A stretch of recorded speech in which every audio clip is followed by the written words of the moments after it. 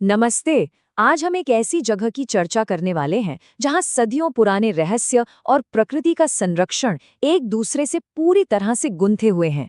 हम बात कर रहे हैं वृंदावन के निधि वन की, एक ऐसी जगह जो सिर्फ आस्था का केंद्र ही नहीं है बल्कि प्रकृति को बचाने का एक अनोखा और सदियों पुराना मॉडल भी है। तो चलिए बिना किसी देरी के इस दिलचस्प सफर की शुरुआत करते हैं।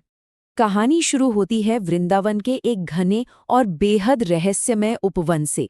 जरा सोचिए, दिन भर जो जगह हजारों श्रद्धालुओं की भीड़ और चहल पहल से गुलजार रहती है, वो सूरज ढलते ही अचानक किसी वीरान जगह में बदल जाती है। हर रात यहाँ एक ऐसा बदलाव होता है जो किसी के भी रोंगटे खड़े कर दे। ऐसा लगता है मानो ये जंगल किसी अनदेखी घटना के लिए खुद को तैयार कर रहा हो। और इस बदलाव का सबसे हैरान करने वाला हिस्सा है इसका अलिखित लेकिन बेहद सख्त नियम, शाम 7 बजे का लॉकडाउन।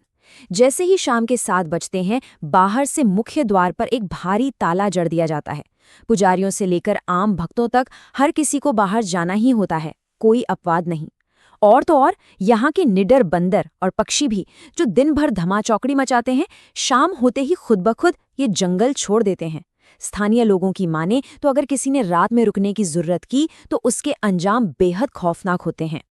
अब अगर आप दिन के उजाले में इस जंगल को करीब से देखें तो एक अजीब भौतिक विशेषता तुरंत ध्यान खींचती है। यहाँ की जमीन पर जो पेड़ हैं वो असल में तुलसी के छोटे खोखले पौधे हैं, लेकिन ये आम तुलसी जैसे नहीं हैं।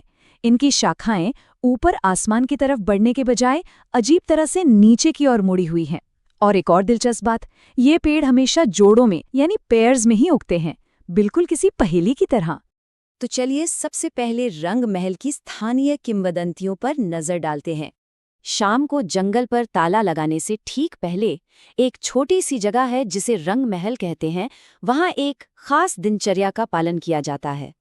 पुजारी बड़े ही जतन से कुछ साधारण चीजें वहां रखते हैं। एक साफ सुथरा चांदी का बिस्तर, ताज़ा लगा हुआ पान, पानी से भरा एक जार और दातून के लिए नीम की कुछ टहनियाँ। ये सब वहां रखा जाता है और फिर कमरे को बंद कर दिया जाता है। असली रहस्य तब गहराता है जब अगली सुबह भोर में वो दरवाज़ा खुलता है। अंदर का नज़ारा कभी भी किसी तोड़फोड़ या लूटपाट जैसा नहीं होता, बल्कि ऐसा लगता है जैसे किसी ने बड़ी ही सौम्यता से उन चीज़ों का इस्तेमाल किया हो। बिस्तर पर पड़ी सिलवटें, आधा चबाया हुआ पान और जार से कम हुआ पानी, ये सब देखकर वहां मौजूद लोगों के भीतर एक अगाध आध्यात्मिक श्रद्धा और आस्था जाग उठती है। स्थानीय मान्यताओं के अनुसार इसका कारण रासलीला है। लोगों का अटूट विश्वास है कि रात के घने अंधेरे में जो जोड़ों में लगे तुलसी के पेड़ हैं, वो असल में गोपियों का रूप ले लेते हैं।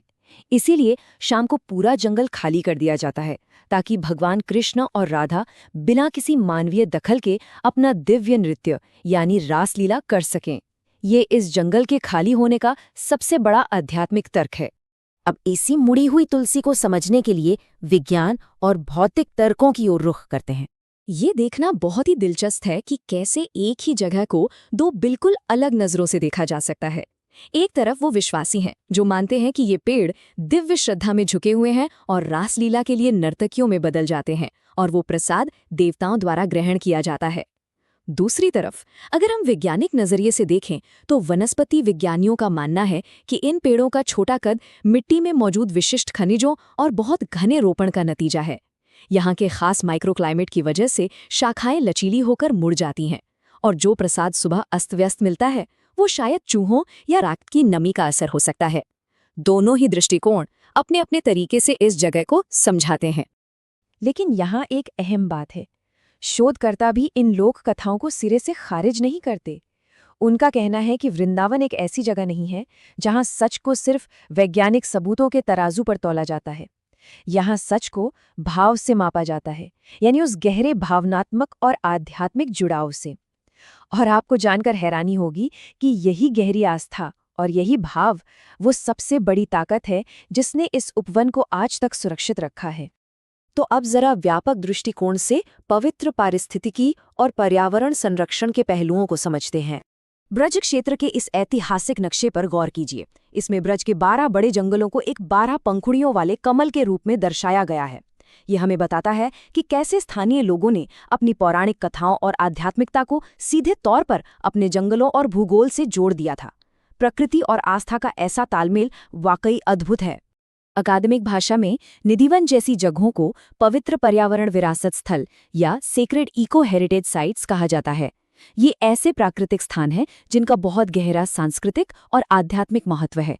यहाँ लोगों की अगाध आस्था अनजाने में ही सही, लेकिन पर्यावरण की रक्षा के लिए एक अभेद्य कवच का काम करती है, और इसी के जरिए सदियों पुराना पारंपरिक जैव विविधता का ज्ञान आज भी जिंदा है।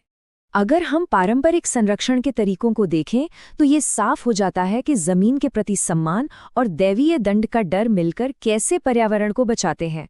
उदाहरण के लिए, धार्मिक वर्जनाओं के कारण लोग यहाँ से लकड़ी नहीं काटते, जिससे अंधाधुंध कटाई रुकती है।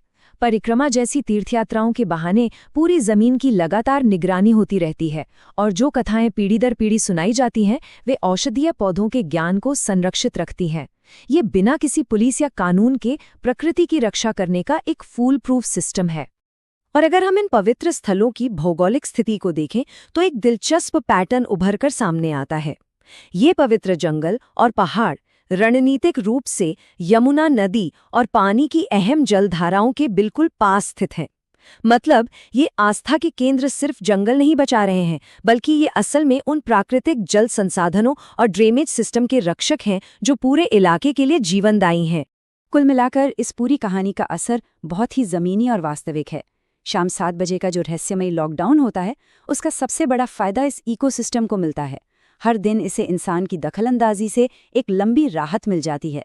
इसी वजह से मुड़ी हुई तुलसी के जंगल कटने से बच जाते हैं, पुराने ऐतिहासिक कुंड आज भी सुरक्षित हैं, और इलाके में इतनी प्राकृतिक विविधता पनप पा रही है।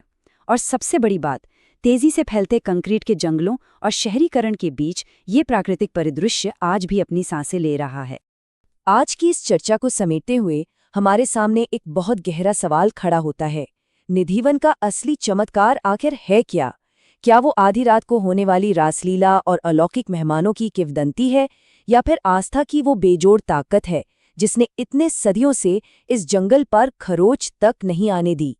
शायद प्रकृति को बचाने का सबसे शक्तिशाली तरीका उसे पवित्र मान लेना ही है।